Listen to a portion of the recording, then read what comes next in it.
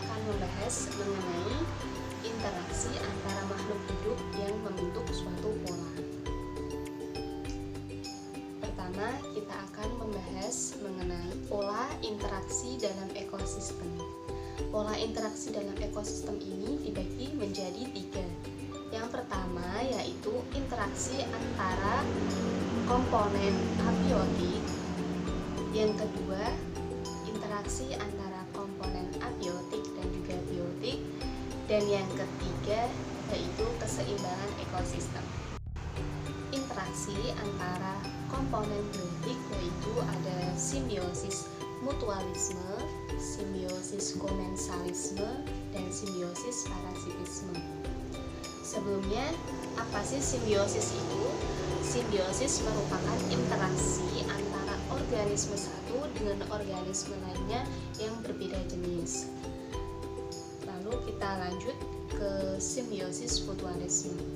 Simbiosis mutualisme yaitu hubungan antara organisme satu dengan organisme lainnya yang berbeda jenis dan saling menguntungkan.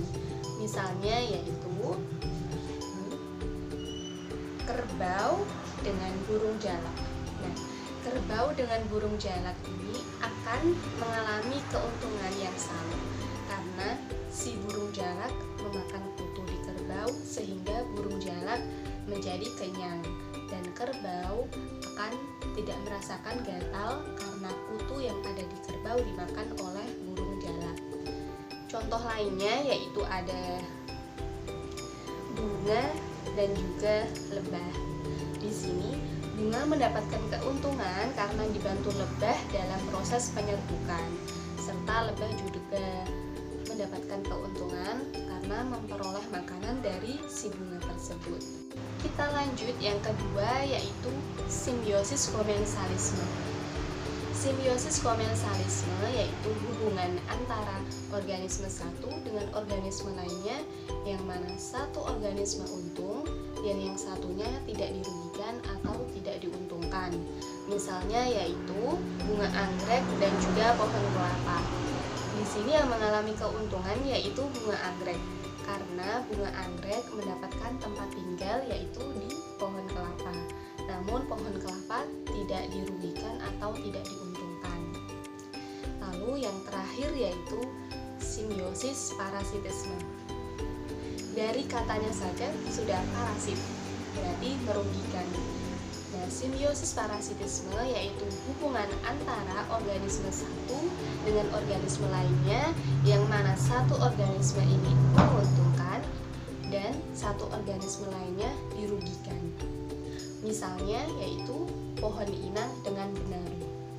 Di sini benalu mendapatkan keuntungan karena dapat menyerap air di tumbuhan inang. Namun tumbuhan inang mendapatkan kerugian karena energi yang ada di tumbuhan inang ini berkurang ke benalu. Lalu kita lanjut ke interaksi antara komponen biotik dan juga abiotik. Komponen biotik ini sangat berpengaruh terhadap komponen abiotik. Lalu sebaliknya, komponen abiotik juga dapat berpengaruh terhadap komponen biotik. Contohnya interaksi antara keduanya yaitu di sini adanya sinar matahari dan juga tumbuhan. Tumbuhan ini sangat berpengaruh serta sangat membutuhkan adanya sinar matahari, sehingga sinar matahari ini sangat berpengaruh terhadap tumbuhan tersebut. Selanjutnya yaitu keseimbangan ekosistem. Keseimbangan ekosistem ini terdapat yaitu rantai makanan, jaring-jaring makanan, dan piramida makanan. Rantai makanan merupakan proses suatu makan, dimakan di dalam suatu ekosistem tertentu. Di dalam rantai makanan ini terdapat produsen, konsumen 1, konsumen 2, dan seterusnya hingga sampai ke konsumen puncak. Lalu akan diakhiri oleh pengurai. Di sini ada contohnya, bisa dilihat di samping, yaitu ada rantai makanan di ekosistem sawah, di mana padi dimakan oleh belalang, belalang dimakan oleh katak, dan katak dimakan oleh ular, serta ular dimakan oleh elang. Begitupun contoh yang lainnya. Lalu yang selanjutnya yaitu jaring-jaring makanan. Di jaring-jaring makanan yaitu terdapat konsumen satu, tidak hanya ada satu, namun terdapat beberapa. Begitupun juga pada konsumen dua.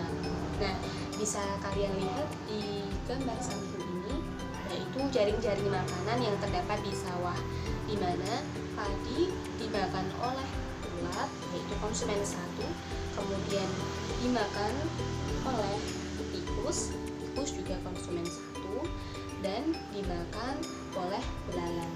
Jadi dapat diketahui dalam jaring-jaring makanan di ekosistem sawah, yaitu konsumen satu ada belalang, ulat, dan juga tikus. Begitupun juga pada konsumen yang kedua, yaitu ada beberapa.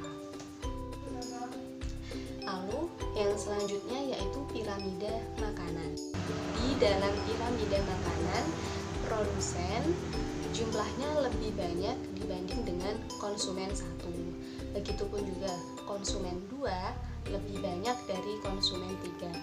Hal tersebut dikarenakan energi makanan dari tingkat pertama ke tingkat selanjutnya yaitu berkurang, sehingga jumlahnya semakin ke atas semakin berkurang. Bisa dilihat seperti gambar piramida makanan di samping ini. Lalu yang terakhir ini kita mempelajari mengenai macam-macam ekosistem.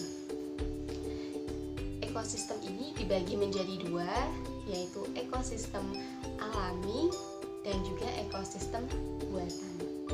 Ekosistem alami ini merupakan ekosistem yang terbentuk secara alami tanpa ada campur tangan oleh manusia. Misalnya yaitu sungai, pantai, hutan, dan lain sebagainya. Lalu yang terakhir yaitu ekosistem buatan, merupakan ekosistem yang khusus atau sengaja dibuat oleh manusia. Misalnya yaitu waduk, kemudian ada kolam, dan juga akuarium. Nah, mungkin cukup materi yang disampaikan pada video ketiga ini mengenai interaksi dalam ekosistem yang membentuk suatu pola. Nah, untuk lebih jelasnya, kalian bisa mempelajari video dari video pertama, video kedua, dan video ketiga, sehingga kalian akan mendapatkan pemahaman yang lebih jelas. Selain itu, kalian juga bisa mencari referensi yang lebih banyak lagi untuk menambah wawasan kalian. Mungkin cukup sekian video yang telah saya sampaikan. Terima kasih. Wassalamualaikum warahmatullahi wabarakatuh.